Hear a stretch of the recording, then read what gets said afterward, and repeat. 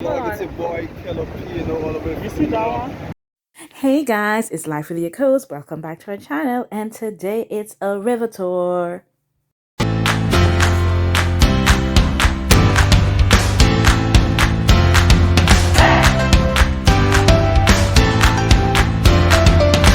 Yes, so today we will be doing the Chicago architecture tour. It's the infamous boat tour that you get to see the skyline of Chicago.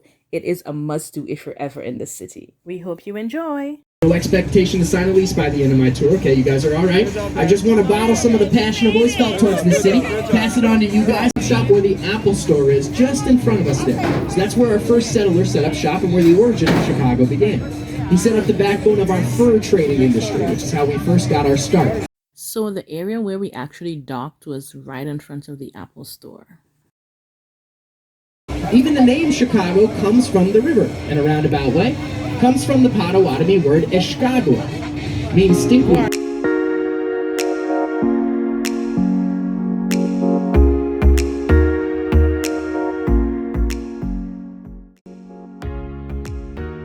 Yeah guys, by the way, my brother was actually visiting from New York, which is the main reason we did the tour, and we also had it on our list of things we wanted to do. There's a building that looks like a French cathedral, had a baby with an office building there. That is the French Gothic revivalist style of the Tribune Tower. This tour guide is so hilarious, like seriously. But fast forward to modern day architecture, we like to do something incredibly different. We're all about contextualism. These buildings factor in the context of a building's environment and incorporates it within the design. If you put it any place else in the US, in the world, or even in Chicago, it's not going to work like it does where it's located. And a great example is in front of us, the second tallest building in Chicago, Trump International Hotel. You can see it's got 3 different setbacks or terraces. They match the height of the surrounding buildings. So that first terrace matches the height of the Wrigley building right next door. Second terrace matches the Mather Tower. It's the white lighthouse looking building across the river. And the third terrace matches the black box barely sticking out the side, the AMA building on the opposite side. But it doesn't just match building height, also matches building tone. It's sandwiched between the all-white Wrigley building, the all-black AMA building, so it uses this bluish-grayish glass to create a transitional element between the two. Again, you put it any place else in the city, it doesn't work like it does here, specifically designed for this spot. Now guys, if you're enjoying the video, don't forget to give us a thumbs up, leave a comment below, and subscribe to our channel if you have not done so. Now when they were built, not a whole lot of apartments downtown, so they had to have every amenity you'd expect to find in a modern city within the buildings themselves. Inside you can find a grocery store, movie theater, bowling alley, ice skating rink, swimming pool. Even the parking is contained on the lower levels. We'll get a better view in a moment. And in just a moment you'll also see where it gets its name. It's an introvert's dream. Also some of the more affordable places to stay. For a studio or 1-bedroom apartment, all the listings go for $1,300 to $2,000 a month, which may not seem cheap, but for downtown Chicago with a river view, you're probably not going to find a better deal. So if you are looking to sign a lease, Marina City might be the way to go. But it is somebody's job to valet park all those cars. So if you ever feel like your job is stressful, just know it could probably be way worse.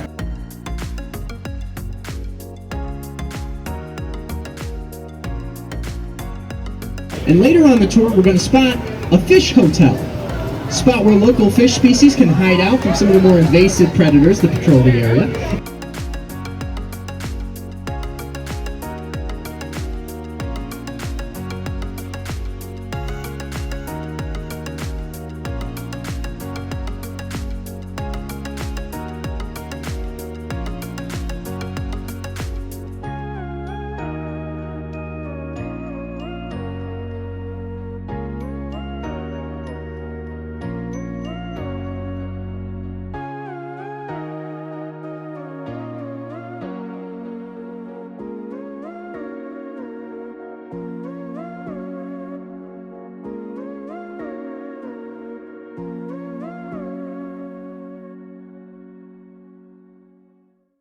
Get those camera phones up. We got a beautiful trophy case of architecture at Wolf Point, which is where the 3 branches of the Chicago River meet.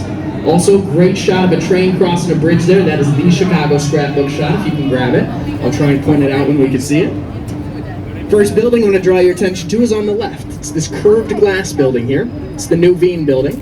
It's Ferris Bueller's dad's office from Ferris Bueller's Day Off. But the curve of that building matches the exact curve of the river where it's located.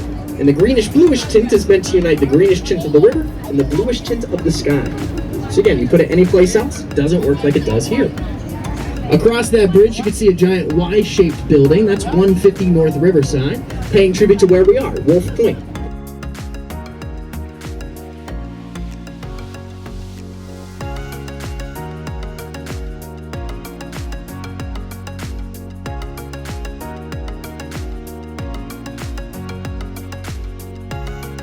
Over the river.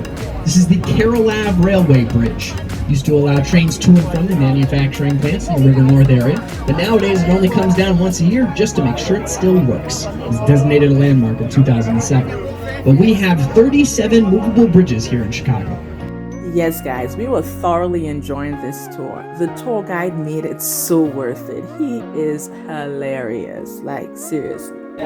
Coming up on the left-hand side, we got Triangle Apartments, the River Cottages.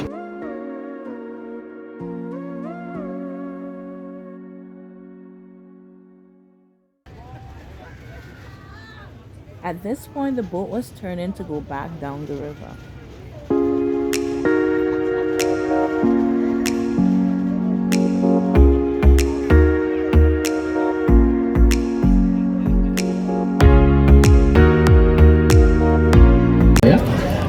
For the adults, Hubbard Street, high concentration of bars, clubs, restaurants open until 2 o'clock in the morning.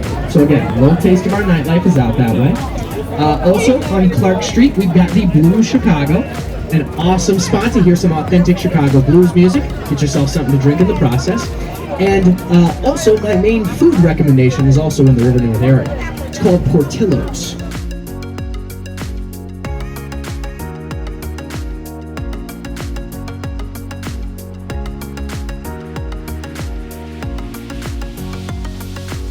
We get a lot of wind here in the Windy City, so we have to deal with the issue of sway. It is swaying in the wind. Very cool modern method of reducing your sway. Again, we'll talk about 2 more before the end. This is also a great example of what a contemporary style building looks like. Riverside Plaza, the old Daily News building. Again, Indiana limestone, usually the base for these buildings, all about verticality.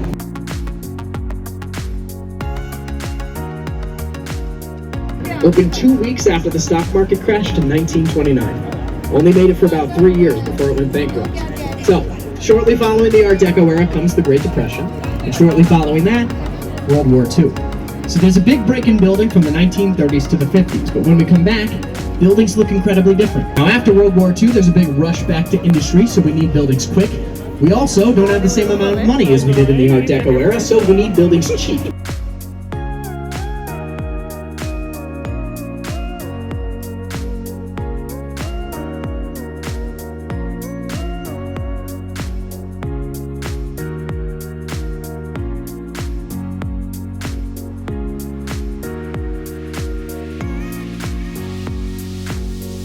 City can rise from the ashes. That's where a nickname comes from. It's not because we're second to New York or LA. So keep that in mind. He releases the Burnham Plan for Chicago. It's an urban city plan that lays the groundwork for a lot of what's happened in this city since.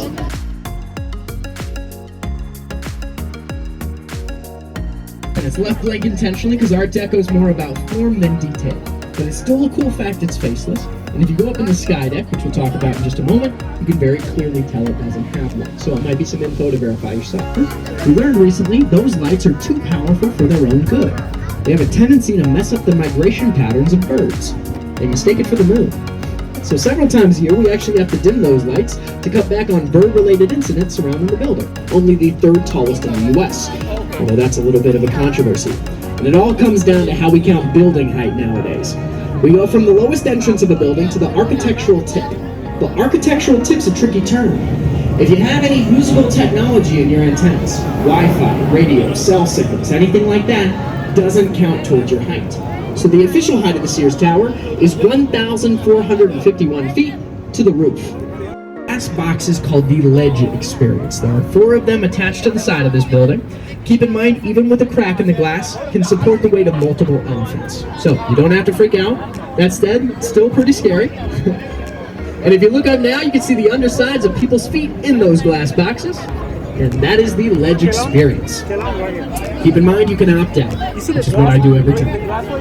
Now some people wonder which is better, the Sky Deck or the 360 from the Hancock film. Those are our two main observation decks.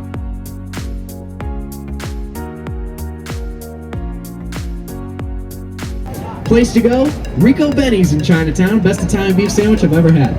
Portillo's has a good one, as well as Luke's outside the Sears Tower, and Al's, of course, is the franchise, multiple spots throughout the city where you can get a really good Italian beef. But the main thing to keep in mind when it comes to Chicago-style food, if you visit our city and you don't gain 5 to 10 pounds while you're here, you're not eating Chicago-style food right.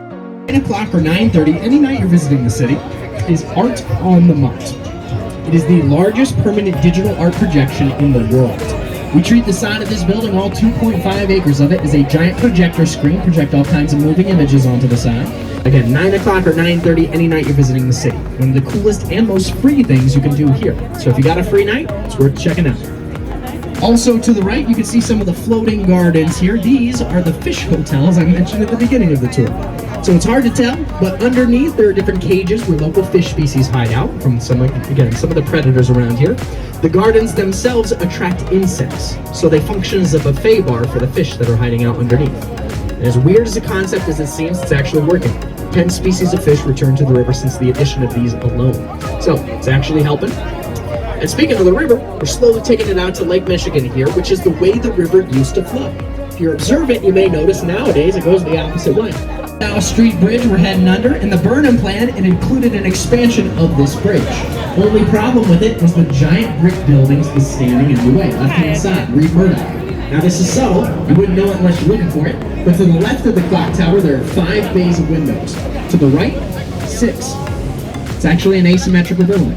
We had to lob off a portion of the left-hand side in order to accommodate the expansion of LaSalle. But it plays it off incredibly smooth. It was the SS Eastland disaster, 1915, well over 100 years ago.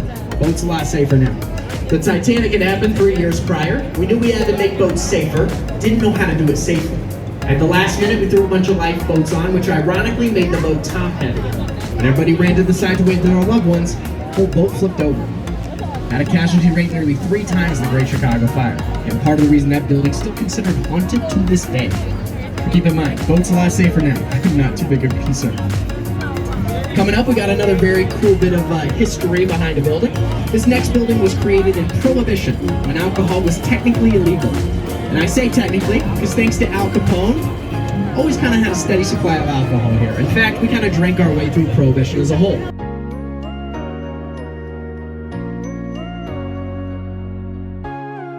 A new rooftop bar.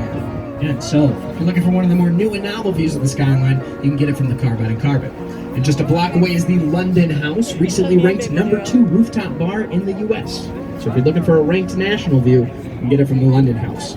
You will have better luck with a reservation on a weekday than a weekend. I'm warning you in advance, kind of hard to get in. As you can tell, there aren't any floors up there. Those are the blow-through floors. It's a spot where the wind can blow through the building, decreasing the overall acceleration of the wind. It's a very significant way to cut back your sway, just don't see it very often because it's very expensive. To give you an idea, last year, 71st and 72nd floors went for $18.5 million. It is just 15 degrees colder than the rest of the city because there's none. And in just a moment, we're about to get our own view of the skyline. We're going to make our final U-turn for the tour. As we do out the side of the boat, great view of the skyline. Make sure you snag any last skyline photos. Yes, the beautiful Chicago skyline. Gotta love it.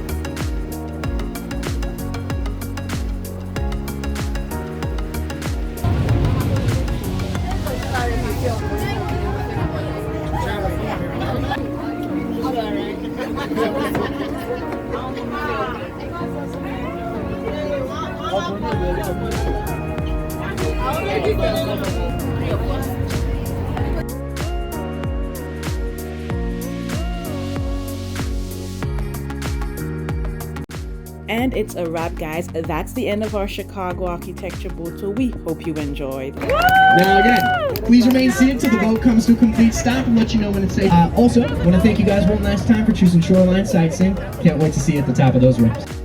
Thanks for watching, guys. Until next time, God bless.